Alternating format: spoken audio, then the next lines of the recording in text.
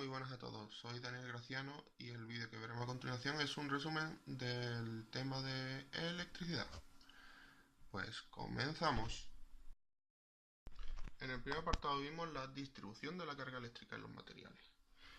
Un átomo, como podemos ver, estaba compuesto del núcleo, protones y neutrones, carga positiva y neutra, y en el exterior de los electrones, la carga negativa. El material normalmente el material es neutro, pero se puede en ocasiones producir un movimiento de electrones pasando de un material a otro, como en el ejemplo del bolígrafo y el trapo, cuando se frotaba uno con el otro. En el siguiente punto ya hablamos de un circuito eléctrico convencional, de los elementos y la simbología necesarias para hablar de ello.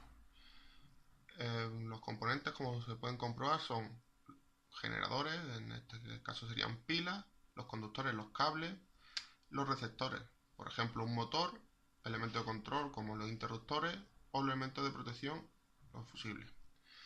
Para representarlo pues utilizamos los siguientes elementos más comunes: la bombilla, la pila, la resistencia y el interruptor. El resto de elementos se suelen utilizar, pero nosotros los más comunes son los que hemos nombrado anteriormente. A continuación vimos las magnitudes eléctricas que aparecen en un circuito. Pues son el voltaje, la intensidad y la resistencia. El voltaje es la diferencia de energía eléctrica entre dos puntos, la intensidad es la cantidad de electrones que pasan por un determinado punto del circuito y la resistencia es la posición que ejercen los elementos del circuito al paso de la corriente eléctrica. Una vez conocida la magnitud eléctrica, pues aprendimos a calcularla a partir de la ley de Ohm. La ley de Ohm es I igual a V partido R, donde I es la intensidad, V la tensión y R la resistencia. Lo aprendimos a calcular de una manera muy simple con el triángulo de la ley de Ohm. Tapábamos según lo que quisiéramos resolver, la tensión, la intensidad o la resistencia, y nos quedaban las fórmulas que vemos en la imagen. Pero, ¿y qué tipos de circuitos podemos encontrarnos?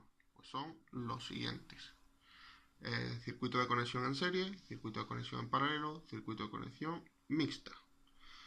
El de conexión en serie tiene la particularidad de que la corriente eléctrica que circula por cada receptor es la misma, y si un receptor se estropea o es desconectado, los demás dejan de funcionar. Sin embargo, el paralelo, la corriente eléctrica total del circuito es la suma de las corrientes de cada receptor, y si uno se estropea o deja de funcionar, el resto sigue funcionando.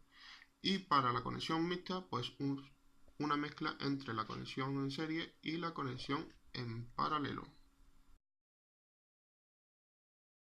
Un punto muy importante fue el de eficiencia energética, porque ¿cómo podemos disminuir el consumo en la vida diaria? Pues a través del uso de electrodomésticos como lavavajillas, lavadoras y frigoríficos de clase A++. Y en iluminación podemos aprovechar al máximo la luz natural, apagar las luces que no son necesarias y utilizar bombillas tipo LED, que tienen un gasto mucho menor y una vida útil mucho mayor. También podremos obtener una eficiencia para una vivienda tipo A si utilizamos una buena climatización, manteniendo la temperatura interior entre 19 y 21 grados en invierno y entre 22 y 26 grados en verano. También podemos orientar la fachada principal de esta vivienda al sur. También podemos utilizar ventanas de doble acristalamiento, etcétera, etcétera. Y para finalizar vimos unas pequeñas normas básicas de seguridad, como por ejemplo no tirar de los cables cuando están enchufados, no tocar un aparato si está mojado, desconectar la corriente eléctrica antes de sustituir una bombilla o manipular cualquier elemento o aparato electrónico.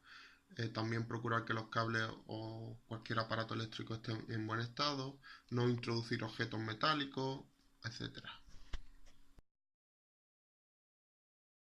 Esto ha sido todo el resumen de la unidad de electricidad. Muchas gracias por su atención y nos vemos en el próximo vídeo. Adiós.